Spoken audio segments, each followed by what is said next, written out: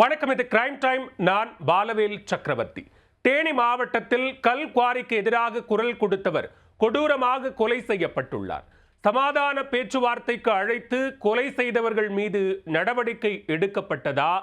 மணல் கடத்தல், கல் குவாரி விவகாரங்களில் குரல் கொடுத்த சமூக ஆர்வலர்கள் கொல்லப்படுவதன் பின்னணி என்ன? தேனி மாவட்டம் கம்பம் நகரில் உள்ள வஉசி தெருவைச் சேர்ந்தவர் 43 வயதான சதீஷ்குமார். இருசக்கர வாகனம் பழுதுபார்க்கும் தொழில் செய்து வந்த இவர் கடந்த 25ஆம் தேதியன்று இரவு கம்பம் அருகே காமைய கவுண்டன்பட்டியில் உள்ள கள்ளர் சமுதாய கூடம் முன்பாக கொலை செய்யப்பட்டு கிடந்தார். போலீசார் சம்பவ இடத்தில் விசாரணை நடத்திவிட்டு அவரது உடலை கம்பம் அரசு மருத்துவமனைக்கு கொண்டு சென்றனர். ராயப்பன்பட்டி போலீசார் நடத்திய முதற்கட்ட விசாரணையில் கொலைக்கான காரணமும் கொலை செய்தவர்களின் விவரமும் தெரிய வந்தது. சதீஷ்குமார் என்ற சசி கம்பம் அருகே காமைய கவுண்டன்பட்டியில் சங்கிலி கரடு எனும் பகுதியில் உள்ள கல்குவாரியில் கடந்த சில தினங்களுக்கு முன் போராட்டம் நடத்தியிருக்கிறார். அரசு விதிகளை மீறி கல்குவாரியில் கனிமங்கள் எடுக்கப்பட்டு கேரளாவிற்கு அனுப்பப்படுவதாக புகார் தெரிவித்திருக்கிறார் சதீஷ்குமார். சம்பந்தப்பட்ட கல்குவாரியை ஊர் மக்களே நடத்த அனுமதிக்க வேண்டும் என்றும் அவர் கோரிக்கை விடுத்திருக்கிறார். இதனால் சதீஷ்குமாருக்கும் கல்குவாரி ஒப்பந்ததாரர்களுக்கும் இடையே முன்விரோதம் ஏற்பட்டுள்ளது.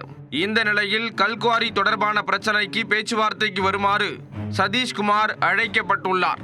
காமைய கவுண்டன்பட்டியில் உள்ள கள்ளர் சமுதாய கூடத்தில் வைத்து பேச்சுவார்த்தை நடந்துள்ளது. அப்போது அவர்களுக்குள் ஏற்பட்ட வாக்குவாதம் முற்றியதில் சின்னசாமி என்ற நபர் தான் வைத்திருந்த கத்தியால் சதீஷ்குமாரை குத்தியிருக்கிறார். இதில் சம்பவ இடத்திலேயே சதீஷ்குமார் இறந்துவிட்டதாக போலீசார் தெரிவித்துள்ளனர். சதீஷ்குமாரை கொலை செய்யும் நோக்கத்திலேயே அவர்கள் அழைத்திருப்பதாகவும் அதற்காகவே கத்தியுடன் வந்து அவரை கொலை செய்து இருப்பதாக உறவினர்கள் குற்றம் சாட்டியுள்ளனர். திட்டமிட்டு நடத்தப்பட்ட இந்த கொலை சம்பவத்தில் தொடர்புடையவர்கள் மீது கடும் நடவடிக்கை எடுக்க வேண்டும் என்பதே குடும்பத்தினரின் கோரிக்கையாக உள்ளது. கொலை குறித்து விசாரணை நடத்திய ராயப்பன்பட்டி போலீசார் காமைய கவுண்டன்பட்டி சின்னசாமி, குரு இளங்கோ, ராஜேந்திரன், செல்லதுரை, கௌரி, திருமலை நம்பி, அல்லிபாலா, அமைதி, ராஜாமணி மற்றும் மணிமாறன் ஆகிய 10 பேர் மீது வழக்கு பதிவு செய்தனர். இதில் கத்தியால் குத்திய சின்னசாமி, குரு இளங்கோ, மணிமாறன், அல்லிபாலா மற்றும் அமைதி ஆகிய 5 பேரை கைது செய்துள்ளனர். கொலை வழக்கில் போலீசார் தேடுவதை அறிந்து மற்ற 5 பேரும் தலைமறைவாகிவிட்ட நிலையில் அவர்களை போலீசார் தேடி வருகின்றனர்.